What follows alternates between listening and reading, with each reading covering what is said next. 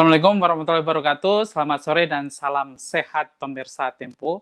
Soal harga obat COVID menjadi perhatian masyarakat belakangan ini. Di tengah pandemi, permintaan obat meninggi, harga pun melambung bikin jeri, naik di atas batas kewajaran. Ini membuat banyak orang prihatin dan bersimpati. Salah satu yang menjadi sorotan masyarakat adalah harga-harga obat COVID, terutama di marketplace atau toko online. Founder dan CEO Tokopedia, William Tanuwijaya, mengatakan selama ini pihaknya sudah mengikuti kebijakan pemerintah berupa pengendalian harga dan menindak penjual yang memasang harga obat di atas kewajaran. Bahkan sudah ada beberapa toko-toko online yang ditutup karena terbukti melanggar aturan. Bagaimana upaya pemerintah mengupayakan harga obat COVID ini tetap normal dan merata? Bagaimana peran e-commerce untuk menjaga harga obat COVID tersebut, dan bagaimana upaya produsen dalam mendukung harga pemerataan obat COVID ini. Bersama saya, Burhan Solihin, inilah kabar pandemi, menjaga harga obat COVID di saat pandemi.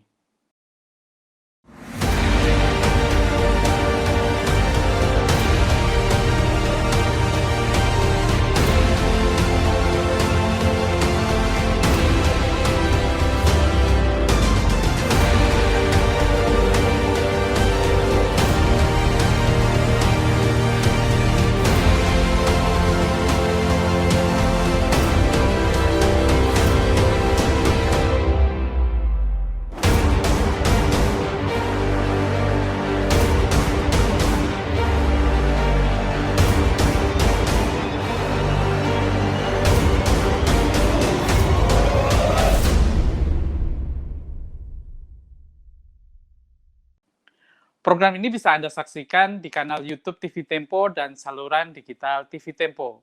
Telah bergabung dengan kita narasumber PLT Ibu Dirjen Kefarmasian dan Alat Kesehatan, Ibu Arianti Anaya, juga Direktur Eksekutif International Pharmaceutical Manufacture Group, Bapak Parulian Simanjuntak. Selamat siang. Juga Ketua Umum Gabungan Perusahaan Farmasi, Bapak Tirto Kusnadi. Mbak. Terima kasih telah bergabung dengan kami, Bapak Ibu, dalam kabar pandemi. Baik, langsung saja kita mulai diskusi hari ini. Pertama saya akan ke Ibu PLT Dirjen, Ibu Arianti Anaya. Dari pantauan Ibu di Direktorat Kefarmasian dan Alat Kesehatan, bagaimana Ibu melihat dinamika harga obat COVID di pasaran sekarang ini? Ya, terima kasih. Selamat sore Pak Burhan. Terima kasih. Selamat sore Pak Anggi, Pak Tirto, ini teman-teman saya semua. Ya, tentunya kita juga melihat Pak. Ini kita nggak langsung di harga obat dulu lah Pak ya. Kita lihat dinamika di lapangan yang luar biasa.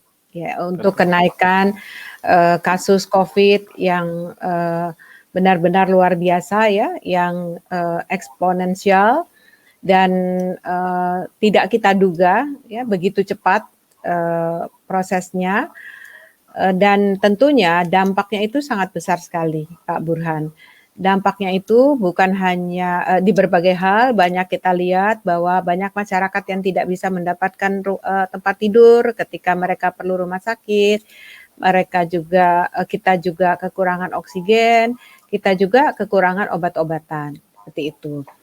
Nah, tentunya hal ini bisa dimaklumi karena saya yakin industri tidak menyangka gitu ya akan ada kenaikan yang bisa 5-6 kali lipat yang menyebabkan supply terhadap obat-obatan ini tentunya tidak sesuai dengan demand. Dan hal ini tentunya harus kita sikapi dengan baik, di mana kita tidak ingin dalam kondisi seperti ini ada oknum-oknum yang justru memanfaatkan situasi dengan menaikkan harga di luar kewajaran, yang tentu ini akan membuat masyarakat semakin resah, masyarakat ini sudah resah, tentunya kita harus jaga mereka, kita harus lindungi mereka, kita harus membantu mereka untuk tidak semakin resah dengan adanya harga-harga obat yang tidak terkendali. Demikian Pak Burhan. Tadi disebutkan oleh Ibu bahwa ini di luar dugaan, naik sampai 5 kali lipat ya. Antisipasi ke depannya ini bagaimana Bu? Apakah akan terus naik atau bagaimana? Kalau kita melihat kondisi saat ini sebenarnya penurunan baru 2 hari, tapi kan kemarin naik lagi ya, hampir 50.000 lagi. Artinya kita belum boleh senang dulu lah gitu ya dengan kondisi yang sekarang. Nah, untuk itu tentunya pemerintah tetap harus berjaga-jaga. Saat ini memang yang menjadi itu adalah Jawa dan Bali ya, tetapi tidak menutup kemungkinan di daerah-daerah lain juga nanti akan ada dampak dari kenaikan kasus, dan itu kita bisa lihat di beberapa daerah seperti di Kepri, di Kalimantan Barat ini sudah mulai naik ya. Nah, tentunya kita harus menghitung secara cermat kebutuhan obat dan bagaimana caranya kita bisa memenuhi kebutuhan obat ini. Tentunya dalam hal ini kami Kementerian Kesehatan akan melakukan kerjasama koordinasi dengan para industri farmasi yang sudah ada ya, dengan Pak Tirto dan timnya, Pak Anggi dan timnya. Di samping kami juga tentunya akan melakukan dialog dengan bilateral ya, untuk bisa mendapatkan hibah-hibah dari obat-obatan yang dibutuhkan dalam penanganan COVID-19 ini. Nah, ini yang sedang kita lakukan Mas Burhan ya. Jadi sebenarnya saya juga tadi lagi rapat, antara lain adalah kita juga akan mendapat hibah dari negara Belanda untuk salah satu obat yang dibutuhkan untuk penanganan COVID. Usaha pemerintah luar biasa Pak untuk kita bisa menangani kasus yang luar biasa ini gitu ya. Dan tentu dalam hal ini kita berharap kita bisa menyiapkan ketersediaan obat dengan baik, karena saya yakin kalau suplainya cukup maka tidak akan ada gejolak untuk harga-harga yang tidak rasional ada di pasaran. Oke, terima kasih Ibu Ariyanti. Selanjutnya saya akan beralih ke Bapak Tirto Kusnadi, Ketua Umum Gabungan Perusahaan Farmasi. Siapa? Pak Tirto, tadi disebutkan kenaikan harga obat salah satunya adalah karena kelangkaan. Apakah ada faktor-faktor lain, Pak? Barangkali mungkin perusahaan-perusahaan atau pengusaha yang nakal, Pak, yang memanfaatkan situasi. Baik Pak Burhan, jadi terima kasih Pak Burhan atas kesempatan ini, dengan harapan bahwa penjelasan kita ini nanti akan menjadi suatu pencerahan supaya betul-betul tahu Pak. Jadi masalah harga obat itu selalu sangat tergantung dengan supply and demand. Jadi saya kira supply and demand ini merupakan kaidah bisnis di seluruh bidang Pak. Tidak hanya di obat, tidak hanya barang kesehatan atau medik, tapi seluruh yang terkait dengan bisnis itu adalah melalui kaidah bisnis. Supply kurang, pasti harga naik Pak. Jadi harga bisa naik itu tentunya karena demand-nya yang naik juga Pak. Jadi supply sudah kurang, demand-nya meningkat, apalagi tadi Ibu Aryani sudah mengatakan bahwa sampai 5 kali lipat Pak. Saya kira di seluruh dunia, di semua negara yang kami tahu Pak, juga kaget kalau mendengar sampai 5 kali lipat. Jadi ini langsung berkaitan dengan yang namanya kaidah bisnis, supply and demand Pak. Sebenarnya kebutuhan obat di Indonesia, anggota kami ini sudah tahu semua Pak, artinya yang normal loh Pak ya. Normal dalam artian kita semua mengikuti jenis penyakit dan sebagainya dari sekian puluh tahun yang sudah ada Pak. Nah, tetapi yang namanya COVID ini kan baru 2 tahun ini Pak kita. Jadi kita juga masih meraba-raba, apakah ini harus disediain begini banyak. Biasanya Pak, industri farmasi maupun industri yang lain, diminta 2 kali lipat saja pasti dia kelayangan Pak. Pasti dia kelabakan. Tapi kita ini demand sampai dengan 5 kali. Nah kemudian yang menyebabkan mengapa harga menjadi naik Pak? Oleh karena masuknya orang-orang yang sebetulnya tidak semestinya bergerak di bidang farmasi ini, yaitu adalah para pelaku-pelaku usaha yang tidak jujur. Mereka mencoba melakukan penjualan dengan setelah orang itu panik, dia lalu menawarkan dengan harga yang menjadi 2 kali lipat, 3 kali lipat. Itu akibatnya ya menjadi makin kacau balau, Pak. Nah, sebenarnya Pak, kalau kita berbicara harga, sudah sejak lama Pak, 30-40 tahun bahwa industri farmasi bagi setiap produk yang dihasilkan itu pasti akan tertulis HET-nya Pak. Jadi kalau kita sudah tahu bahwa ada HET, tentunya maksimum apotek, rumah sakit akan menjual kepada pasien adalah HET. Nah, yang susahnya lagi Pak, tadi Bu Ade bilang naik 5 kali lipat. Nah, orang kita ini banyak sekali yang latah Pak. Karena dia takut dan dia cerita dengan bangganya bahwa gua punya obat COVID, padahal dia tidak ada yang sakit COVID. Katanya buat jaga-jaga Pak. Jadi justru orang yang butuh betul-betul obat COVID tidak bisa beli Pak, karena memang supply-nya sudah sangat kurang, demand-nya meningkat sampai kalau tadi ekstrim 5 kali ya Pak ya. Saya pikir di seluruh dunia sama Pak. Nah, kita semua mengenal Pak bahwa obat di Indonesia itu masih 85% sampai 90% bahan bakunya diimpor Pak. Dan ini jangan khawatir Pak, bukan hanya Indonesia yang melakukan ini. Negara-negara lain juga Pak, bisa sampai 80-90% bahan baku impor Pak. Nah, sekarang semua negara mengejar juga Pak, karena COVID hampir di semua ASEAN ini muncul begitu dahsyat, di mana-mana begitu dahsyat. Di India sendiri Pak, yang biasanya supply ke negara-negara lain bahan bakunya, dia terpaksa menghentikan ekspornya, karena dia dalam negeri juga mungkin meningkat. Ya, saya nggak tahu lah berapa kali meningkat, tapi sudah jelas juga dia meningkat Pak. Jadi jelas sekali Pak Burhan, bahwa harga obat ini sebenarnya kita bagi anggota kami tidak ada yang melakukan kecurangan, misalnya mau menjual suka-suka, tapi memang barangnya nggak ada Pak. Dan sebetulnya sebelum ditentukan HET yang baru, semua obat yang dijual oleh anggota kami Pak, ada HET-nya Pak. Nah, himbauan HET yang baru ini yang dikeluarkan oleh Kementerian Kesehatan, banyak juga outlet kami yang belum tahu Pak, karena yang di pelosok-pelosok di ujung-ujung itu belum tahu Pak harus bagaimana. Dan mereka biasanya Pak sangat terbatas dari pemodalannya, karena UMKM, dia suruh rugi juga biasanya nggak mau Pak. Maka dia cenderungnya diam. Lalu diam itu digerebek, diperiksa punya barang, dituduhnya menimbun Pak. Jadi memang tidak mudah Pak Burhan dalam situasi begini. Kami setuju dengan apa yang diharapkan oleh pemerintah, dan dijamin Pak bahwa anggota kami ini mendukung semua keputusan pemerintah. Jadi pandemi COVID ini sejak tahun 2019 akhir 2020 dimulai Pak. Sebetulnya pada tahun yang lalu ada sedikit keributan Pak farmasi. Tapi setelah kita duduk bersama-sama berbicara, dalam 1-2 bulan sudah bisa teratasi Pak. Nah, ini yang meledak lagi.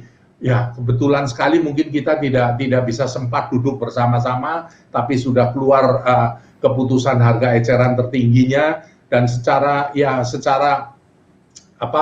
bisnis benar-benar Pak, dengan kaidah-kaidah bisnis tadi Pak, bahwa kebetulan sekali supply-nya menurun, kurang, demand-nya meningkat, ya automatically lah Pak, harga lalu menggila-gila, dan dibarengin lagi dengan orang-orang yang tidak jujur, yang tidak profesional, bukan seharusnya menjual. Jadi menurut hemat kami Pak, saran ini Pak Burhan, bagaimana caranya pemerintah menindak kepada penjual-penjual yang tidak resmi, dan jangan sampai menjual tanpa resep Pak, atau tidak ada resepnya jangan dilayani. Kalau ini dijalanin Pak, saya kira akan terobatin lah. Jadi obat diobatin juga Pak, tidak akan kekosongan sampai begitu banyak Pak. Saya kira itu dulu Pak, mungkin dari pertanyaan Pak Burhan. Terima kasih Pak Burhan. Jadi apa yang dilakukan para perusahaan farmasi ini Pak Tirto, supaya membantu harga obat, terutama obat COVID ini tetap stabil dan tidak melebihi HET? Tadi juga disebut ya, silakan. Baik Pak, jadi semua industri farmasi ini Pak, atau anggota GP Farmasi bidang industri, sudah melakukan peningkatan produksinya Pak. tapi sering juga terganjel dengan bahan bakunya. Tapi saya kemarin sudah coba bicara dengan ketua bidang industri, Pak, bahwa bahan baku mulai berdatangan dan lagi mulai dicetak dalam jumlah yang lebih besar lagi. Tapi Pak, kalau ini juga diras atau dibeli oleh buyer, panic buyer ya Pak ya, yang asal membeli padahal dia tidak sakit, katanya untuk jaga-jaga dan sebagainya, saya kira juga tetap sulit Pak, karena kaidah bisnis supply and demand Pak. Jadi kembali lagi Pak, kita harus sejujur-jujurnya Pak, bahwa yang tidak butuh itu jangan beli, atau yang tidak sakit jangan beli. Atau saya bilang dah Pak, barang siapa membeli obat COVID belum sakit COVID akan sakit COVID Pak, supaya dia tidak beli gitu loh Pak. Oke. Akan terkena COVID dah menurut saya, supaya dia takut membeli obat COVID Pak. Kalau betul dia sudah kena, baru dia boleh beli obat COVID dengan resep dokter. Oke, terima kasih Pak Tirto. Saya akan beralih bertanya untuk Bapak Parulian Simanjuntak. Beliau adalah Direktur Eksekutif International Pharmaceutical Manufacture Group. Pak Parulian, dari pihak produsen, tadi melihat ada kenaikan lonjakan permintaan, terus kemudian juga ada tiba-tiba ada penetapan HET baru. Nah, dari sisi produsen sendiri, bagaimana melihat itu, Pak?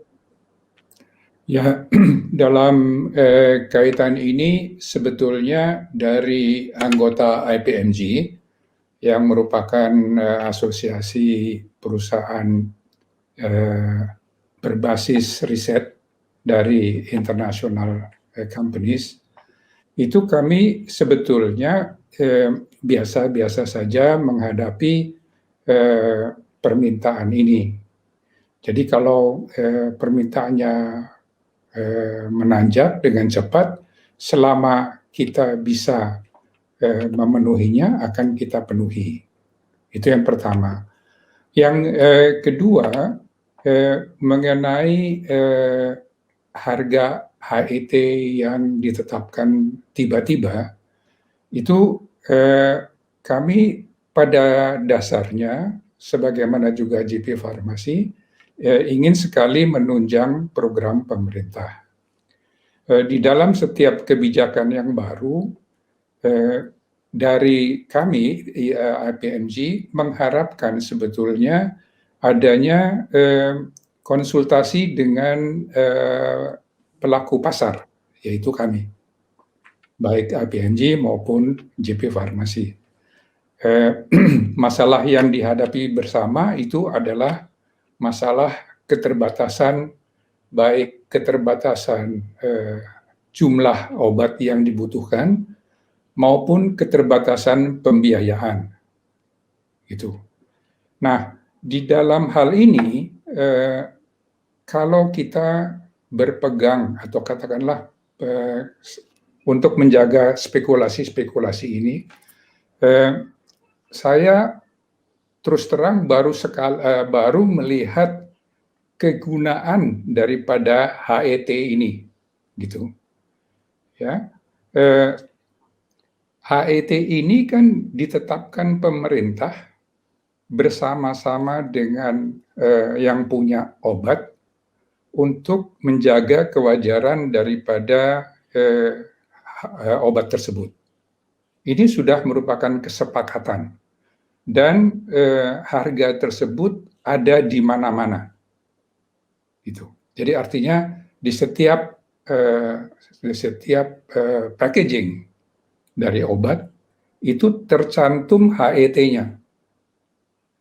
Jadi tentunya mengherankan bahwa diberitakan bahwa obat-obatan itu dijual sampai harga yang eksorbitan, gitu.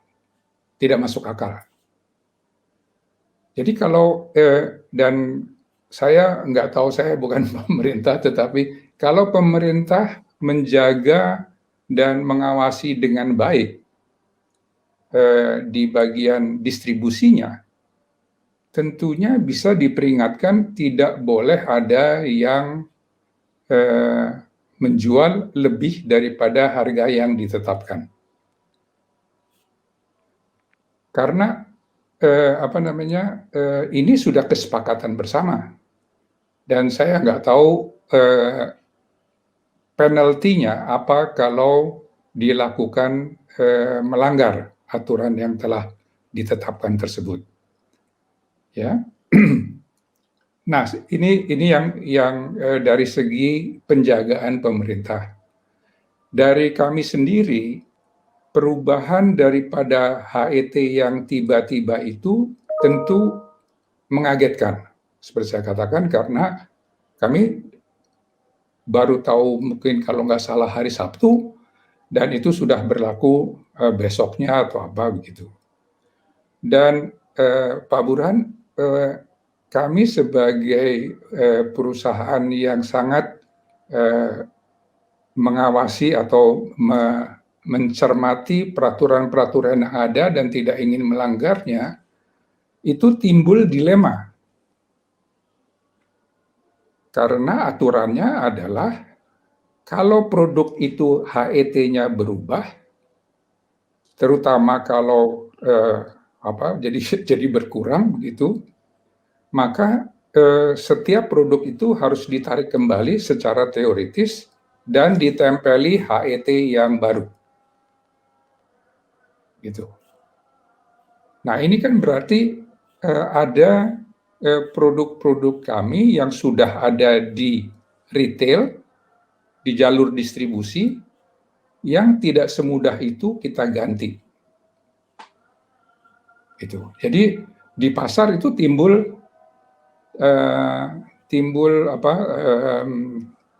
kekacauan begitu.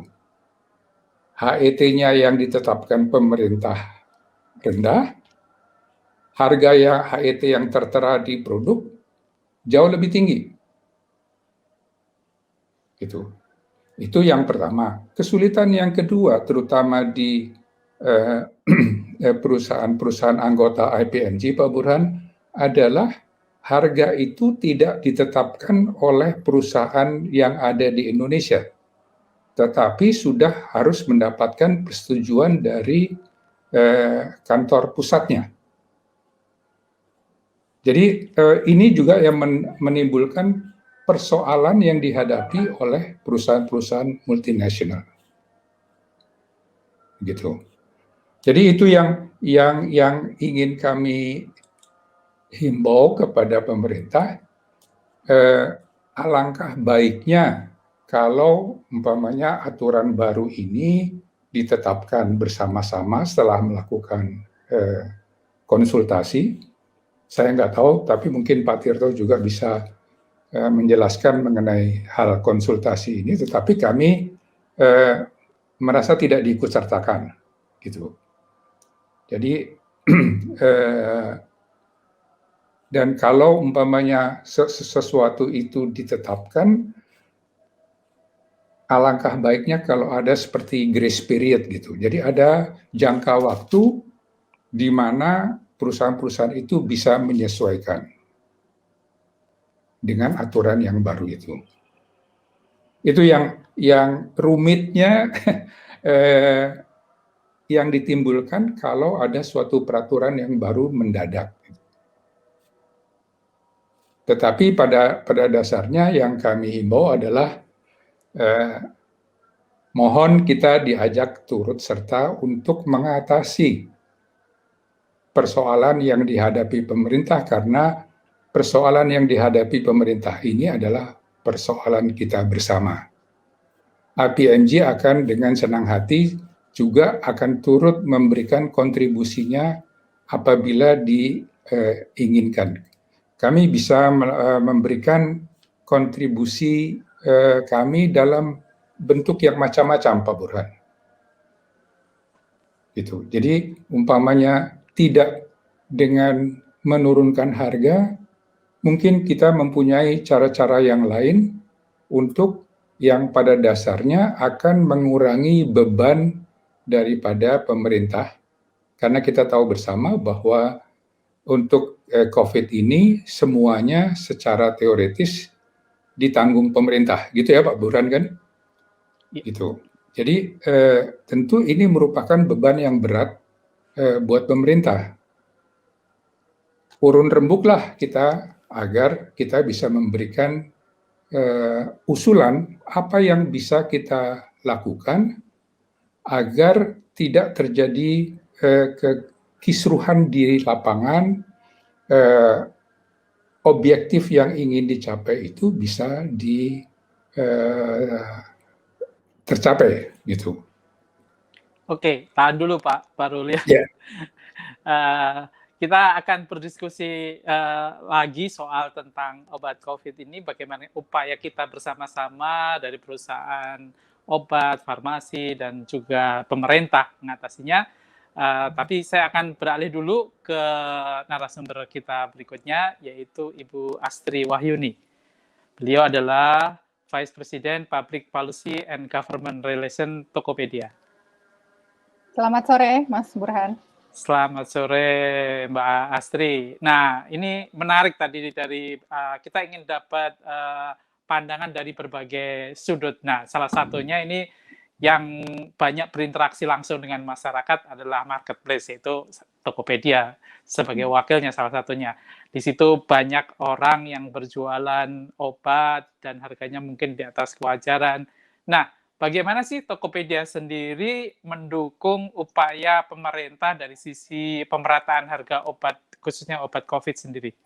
Dan apa saja yang sudah dilakukan? Silakan Mbak Astri. Ya, terima kasih Mas Burhan pertama untuk kesempatannya. Jadi mungkin sebagai pengantar, saya ingin menjelaskan dulu bahwa memang Tokopedia ini platform e-commerce yang sifatnya C2C gitu ya, open marketplace. Jadi seluruh pedagangnya merupakan pedagang dalam negeri, dan kami sebagai platform itu tugasnya mengatur gitu ya bagaimana platform kami dapat memberikan layanan yang optimal bagi masyarakat, termasuk salah satunya mengenai harga obat-obatan. Jadi di Tokopedia kami sudah menetapkan kebijakan untuk pengendalian harga dan langsung menindak tegas Mas penjual yang memasang harga produk di atas kewajaran. Jadi ini merupakan aksi kooperatif kami juga terhadap anjuran harga eceran tertinggi yang waktu itu sempat dikeluarkan oleh Menteri Kesehatan. Jadi ada 11 jenis obat yang harga penjualannya memang sudah diatur. Nah, kami sebagai platform teknologi sangat memungkinkan untuk langsung menertibkan penjual-penjual yang menjual harga di atas harga tersebut, sehingga nanti masyarakat bisa dapat memperoleh obat-obatan yang dibutuhkan dengan harga yang wajar. Kurang lebih seperti itu, Mas Burhan. Apakah selama ini, selama pandemi atau COVID ini terjadi lonjakan yang luar biasa di toko-toko online ya Mbak ya? Lonjakan apa nih Mas konteksnya? Lonjakan permintaan, dan berapa besar itu? Ya, jadi kami memang melihat selama pandemi ini sektor-sektor yang memang mendukung aktivitas masyarakat untuk tetap di rumah maupun menjaga kesehatan itu memang cenderung mengalami peningkatan. Salah satunya kategori obat-obatan ini ya Mas ya gitu, dan alat-alat kesehatan. Kategori lainnya misalnya makanan minuman dan produk rumah tangga. Nah, kami melihat bahwa adanya kenaikan COVID belakangan ini, tentunya masyarakat lebih menyadari, kemudian kami juga menggunakan platform kami untuk sarana edukasi, Mas Burhan. Jadi memberikan anjuran-anjuran ataupun rekomendasi produk yang kira-kira dapat mendukung mereka aktivitas di rumah. Jadi saya rasa terjadi kenaikan minat maupun permintaan dari konsumen merupakan hal yang wajar, karena memang sekarang semuanya aktivitasnya beralih gitu ya di rumah, dan kesehatan sudah pasti menjadi salah satu faktor yang sangat dipikirkan oleh konsumen kami gitu. Kalau kedepannya bagaimana sih cara Tokopedia melakukan pencegahan terhadap fenomena yang terjadi sebelum-sebelumnya, yaitu kenaikan harga di atas kewajaran?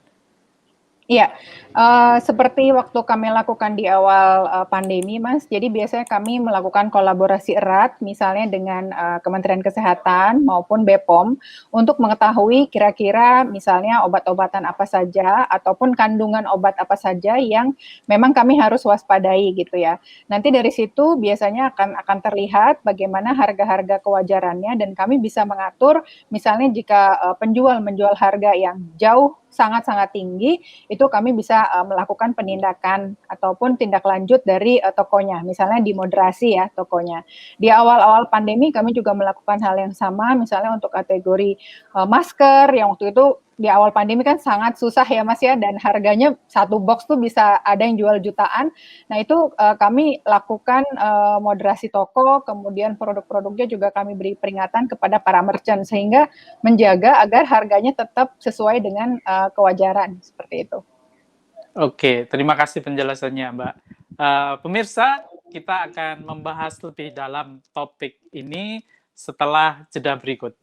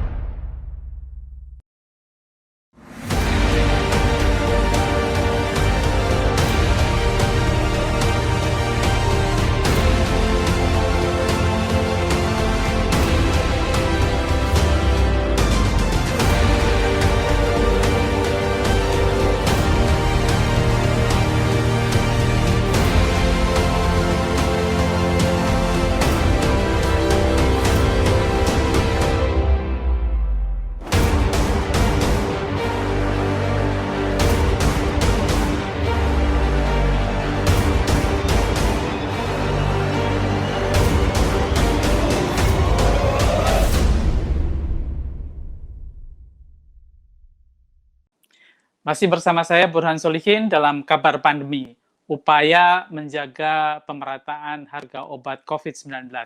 Program ini bisa Anda saksikan di kanal YouTube TV Tempo dan saluran digital TV Tempo. Saya akan kembali ke Ibu Arianti Anaya, Dirjen Kefarmasian dan Alat Kesehatan dari Kementerian Kesehatan. Ya, silakan Pak Mas Burhan. Ibu Arianti tadi sudah ada diskusi yang cukup dalam bahwa intinya adalah memang kita harus bersama-sama dalam menjaga harga obat ini di saat pandemi seperti ini. Nah, kalau dari pandangan Ibu, sejauh mana sih pengaruhnya sekarang antara porsi toko online maupun toko offline di saat pandemi seperti sekarang ini dalam menjaga harganya, Pak? Menjaga harganya, Bu. Ya, Pak Mas Burhan, karena kita tidak ingin masyarakat itu tidak mendapatkan akses obat dengan harga yang wajar, gitu. Pemerintah kan sudah mengeluarkan peraturan terkait HET.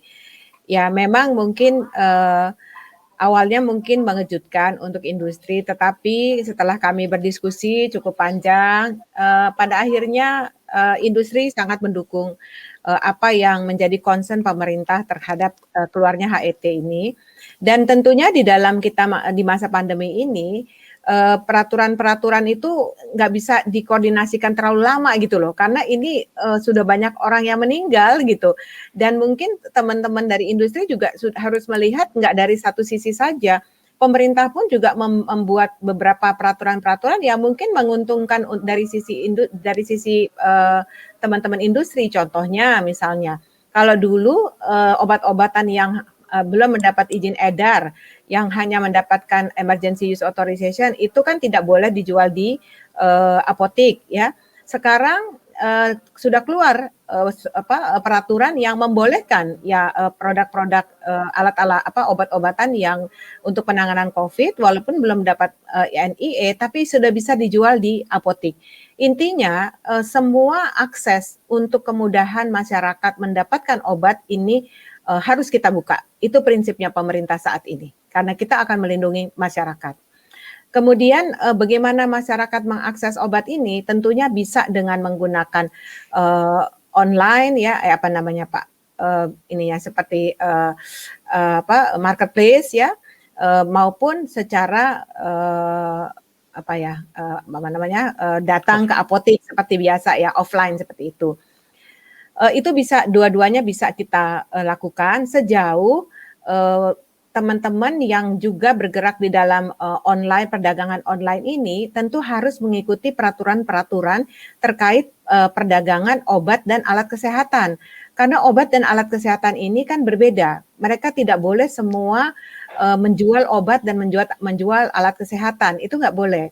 Mereka harus punya izin khusus gitu ya. Nah, ini yang teman-teman tentunya harus memahami bahwa ada peraturan-peraturan yang seperti tersebut. Tentu kami tidak ingin akan nantinya harus berurusan dengan pihak-pihak berwajib ya karena menyalahi aturan yang ada. Tetapi sejauh teman-teman yang bergerak di segi online dan mengikuti persyaratan yang ada, tentu sangat kita dukung. Kita tahu bahwa sekarang dengan adanya pandemi gerak langkah kita ini sangat terbatas. Tentu dengan adanya penjualan secara online ya, ini sangat membantu kita seperti itu. Dan bahkan untuk memberi kemudahan kepada masyarakat, Mas, kami sudah mengeluarkan Pharma Plus ya. Namanya Pharma Plus, itu bisa diakses, kita sudah ada jejaringnya sekitar 5.400 apotek ya, kita dengan K24, dengan Western, dengan Kimia Farma, dan lain-lain, seluruh Indonesia, masyarakat bisa mengakses kalau mereka membutuhkan obat-obat tertentu. Nah tadi seperti Pak Tirto sampaikan, betul, bahwa kenapa obat-obat ini langka, memang selain kasusnya tinggi, banyak sekali orang-orang yang tidak memerlukan obat, tetapi bersiap-siap membeli obat duluan di rumah. Jadi yang butuh obat nggak dapat obat, yang nggak butuh obat nyimpen obat, gitu ya. Dan obat-obatan yang dibelinya harus dengan resep, tentu harus dijual dengan resep. Nggak boleh itu dijual tanpa resep. Nah ini juga menyalahi aturan. Nah ini juga perlu diketahui oleh teman-teman yang bergerak di dalam sisi online. Karena obat-obatan umumnya itu selalu harus dibeli dengan resep dokter. Nah, itu juga menjadi nantinya tentunya kita tidak ingin ada pelanggaran-pelanggaran hukum. Kemudian apa upaya pemerintah tentunya untuk memudahkan masyarakat? Pemerintah sendiri pun melakukan online, Mas, dengan memberikan kemudahan kepada masyarakat yang harus melakukan isoman. Ya, kalau kita isoman, terus kita kan bingung ya, ini gimana mau ke dokter tapi kita positif, kemudian kalau ada minta anterin keluarga kita, takut keluarga kita ketularan. Nah ini kita sudah mengeluarkan telemedicine Kementerian Kesehatan ya, di mana masyarakat yang ternyata positif, dia tentu dia harus periksa ya di lab yang terdaftar di Kementerian Kesehatan. Kemudian nanti dari hasil labnya ini mereka boleh berkonsultasi dengan beberapa vendor ya yang seperti Halodoc, Alodoc dan lain-lain ya yang gratis, Mas. Segitu. Nah, nanti dari situ baru mereka akan diresepkan obat. Obatnya akan dikirim ke rumah masing-masing same day ya. Tergantung resepnya. Ada paket A, ada paket B. Ini untuk yang gejala ringan. Dan semuanya gratis. Ini tentunya akan membuat masyarakat yang harus isoman lebih tenang karena mereka sudah diberikan obat sesuai dengan resep dokter, obat diterima tanpa mereka harus keluar dari rumah, ya, dan tentunya mereka berkonsultasi dengan dokter yang juga konsultasinya gratis.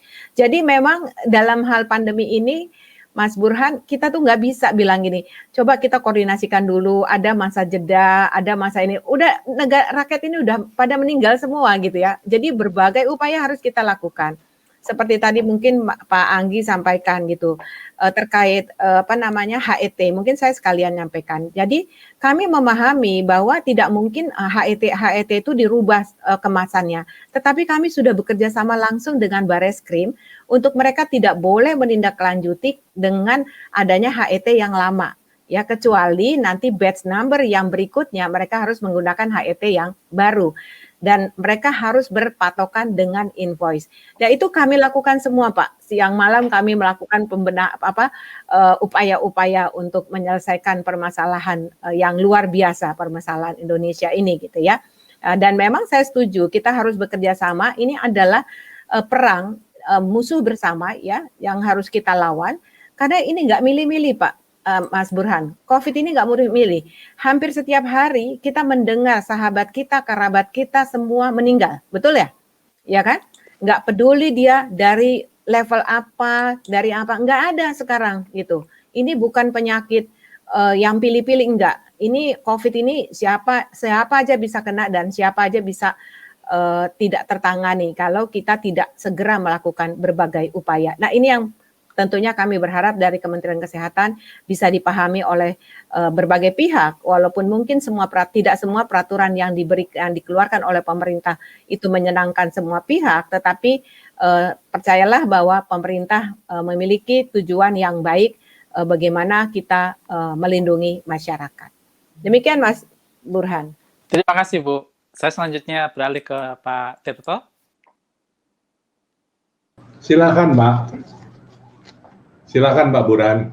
Pak Tirto, adakah saran untuk masyarakat nih supaya kita bisa mendapatkan obat dengan harga yang sesuai dengan yang sudah ditentukan? Baik Pak, jadi sebenarnya sih Pak, kita tidak mengatakan harga wajar, tapi HET saja ada. Karena memang harga eceran tertinggi yang berlaku Pak.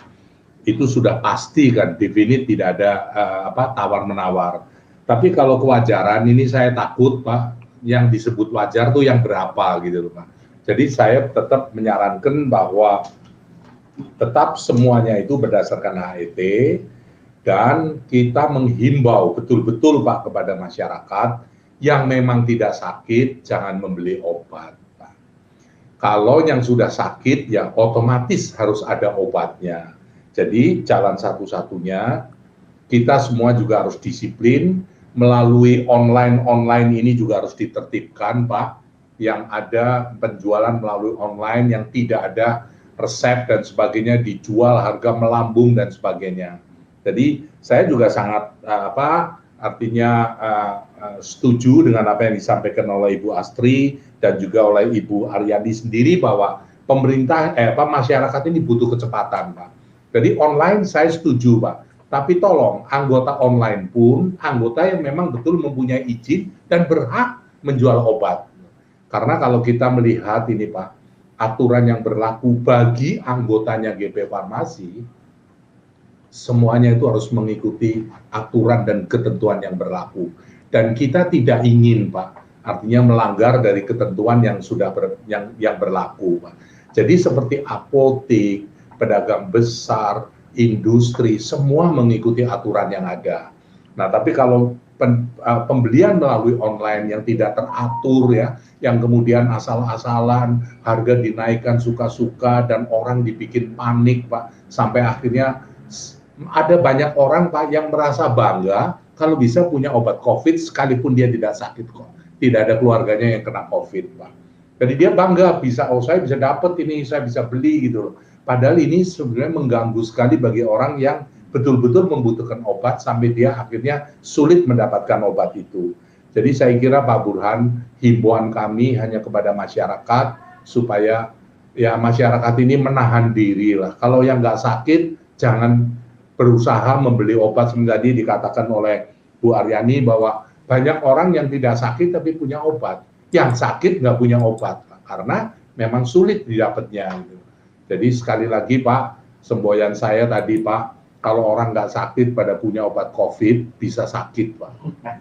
Ya, jadi tolong kalau dia tidak mau sakit, obat itu segera dikembalikan dan disumbangkan pada orang yang butuh. Itu saya kira Pak, sangat diharapkan sekali bahwa masyarakat kita akan memiliki obat. Yang paling penting Pak Burhan, sekali lagi obat-obatan. Hampir ada 1.000 item obat, Pak, yang kira-kira 90% itu diproduksi oleh anggota kami, Pak.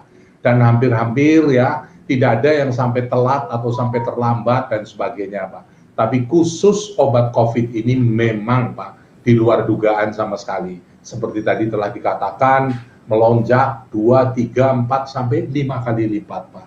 Seperti tadi saya ulang lagi, Pak, industri apapun, kalau diminta produknya 2 kali lipat, sudah pasti dia kebingungan, Pak.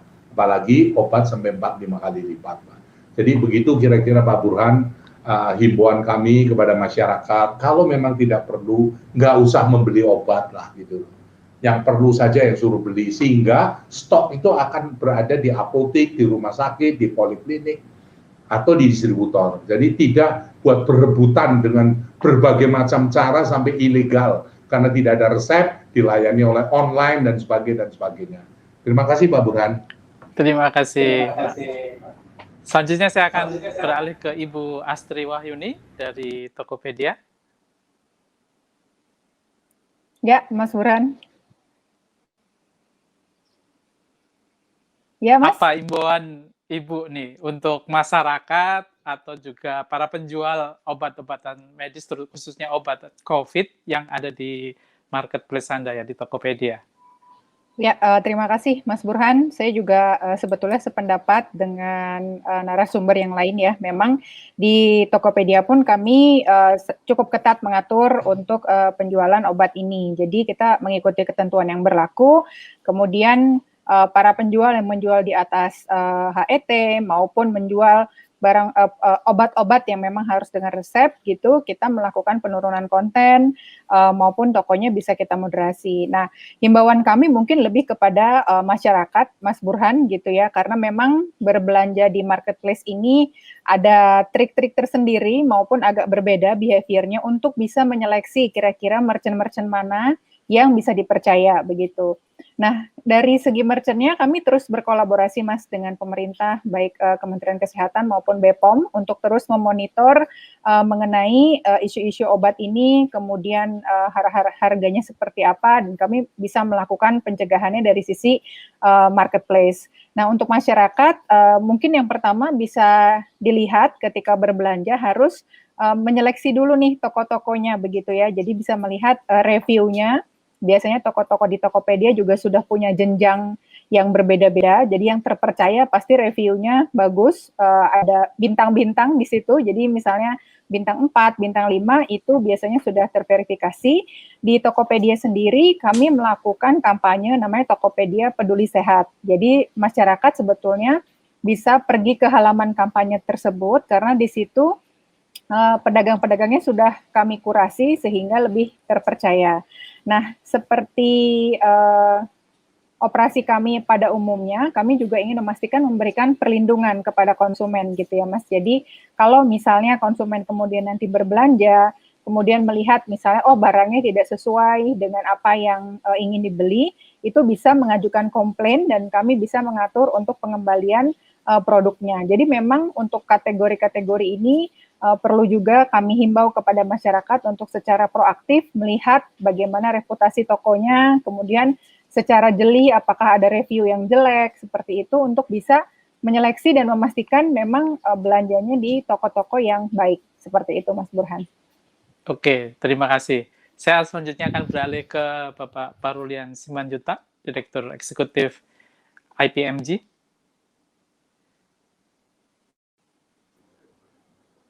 Pak Parulian, apa strategi baru untuk mendukung program bersama tadi, yaitu menjaga pemerataan harga obat, khususnya obat COVID?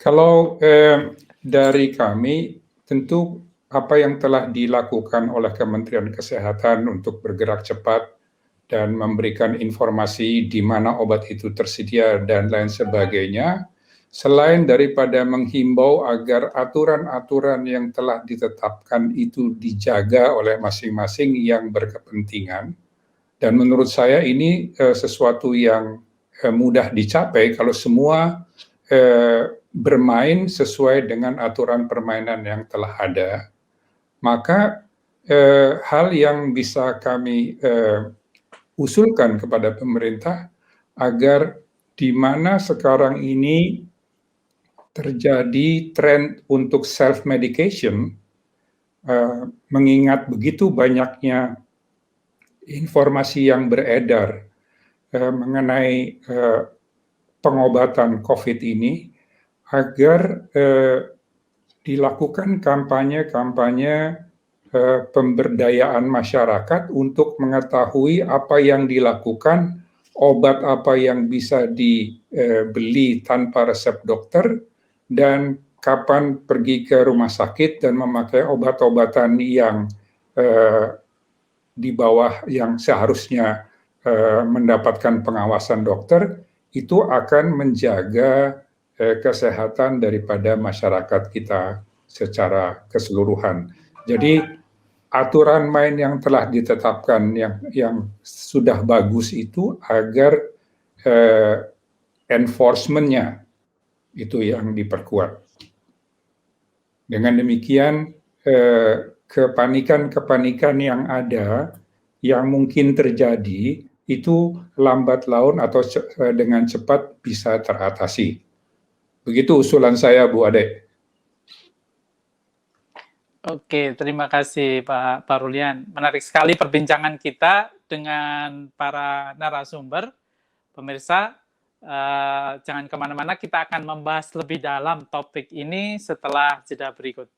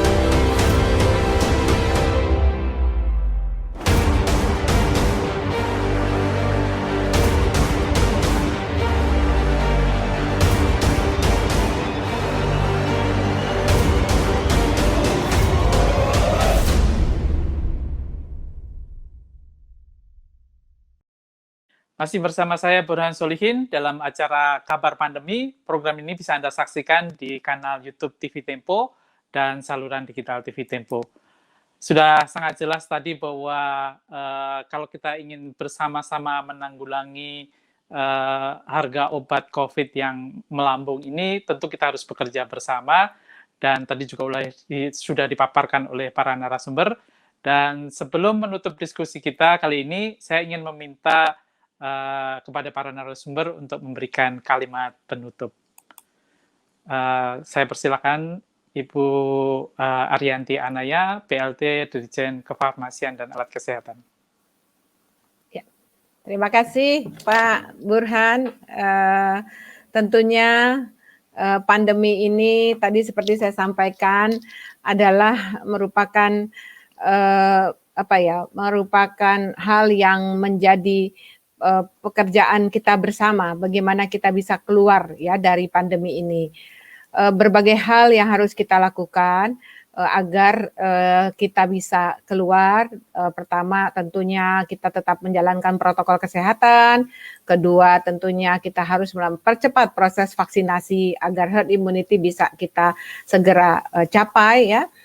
Dan ketiga, tentunya saya melihat bahwa ada pembelajaran yang bisa kita ambil di dalam pandemi ini adalah bagaimana kita masih perlu meningkatkan kemandirian terhadap sediaan farmasi dan alat kesehatan. Ini ada Pak Tirto, ada Pak Anggi. Betul tadi disampaikan Pak Tirto bahwa 90% industrinya itu ada di dalam negeri Pak, kalau sediaan farmasi. Tetapi bahan bakunya ada di luar Pak. Jadi PR kita adalah bagaimana kita bisa membawa bahan baku ini masuk ke dalam negeri untuk produk-produk yang bisa diproduksi di dalam negeri. Kemudian juga tentunya ada obat-obatan seperti remdesivir, tocilizumab, IVIG ya, yang kita belum mampu membuat di dalam negeri dan kita sangat tergantung oleh impor. Nah, inilah yang menjadi PR kita bersama.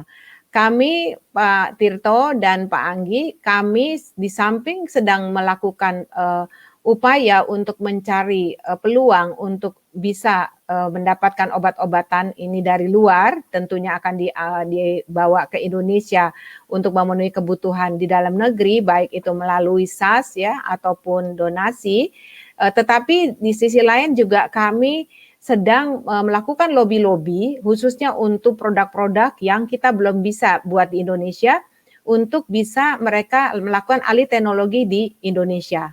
Tentu kita berharap jika nanti ada lonjakan kasus lagi berikutnya, ya kita tidak tahu ya, mudah-mudahan ini tidak terjadi, Indonesia bisa lebih siap untuk bisa menangani. Dan saya yakin Indonesia pasti bisa, karena kami bergandengan tangan bekerja sama dengan seluruh unit-unit terkait, termasuk dari industri. Saya sangat berterima kasih sekali Pak dengan industri-industri sediaan farmasi dan alat kesehatan yang sudah berkomitmen untuk bisa mempercepat memenuhi kebutuhan-kebutuhan obat yang kita perlukan, terutama di saat sekarang lonjakan kasus yang sangat tinggi. Dan tentu saya berharap upaya kita bersama ini bisa mendapatkan hasil yang terbaik untuk negara Indonesia. Demikian dari saya Pak Burhan.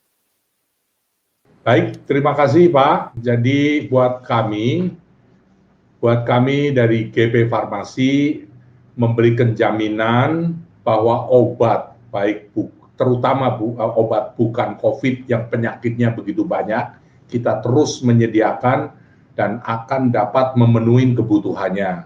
Kemudian bagi obat-obat COVID yang sudah diproduksi di dalam negeri, kami jamin bahwa dalam waktu dekat juga akan tersedia karena sedang memulai dan memperbesar kapasitas produksi atau menambah produksinya. Dan kemudian, kecuali untuk obat-obat impor yang khususnya masih misalnya paten dari originalnya yang menjadi anggotanya Pak Anggi, ya kita nggak bisa menjamin karena ini harus diimpor yang tidak mudah prosesnya. Dan juga barangkali Bu Aryani, ini kami mendengar bahwa Bea Cukai ada set down lagi untuk clearance barang-barang dari Bea Cukai. Jadi tolong coba Bu dipertanyakan apakah bisa secara manual daripada barang tidak bisa keluar gitu. Ini kami mendengar kabar lagi yang sebetulnya kemarin sudah mulai terbuka lagi lancar, tapi saya dengar hari ini katanya ada gangguan lagi di Bea dan Cukai. Jadi akhirnya Pak Burhan sebagai satu kata penutup dari GP Farmasi, pertama tidak usah khawatir obat akan tersedia. Dan bagi masyarakat tidak usah panik, membeli sewajarnya saja, artinya yang memang sakit beli, yang tidak sakit jangan beli, supaya obat ini tetap ada. Hanya itu saja Pak, closing kami, karena kami percaya bahwa kerjasama kami dengan pemerintah akan terus bisa meningkat dan saling bahu-membahu. Karena ini menjadi tanggung jawab kita juga Pak, bahwa kita harus bisa memenuhi kebutuhan obat untuk masyarakat seluruh Indonesia. Sekian Pak, dan terima kasih. Terima kasih Pak Tirto. Selanjutnya dari Pak Parulia, Direktur Eksekutif IPMG, silakan.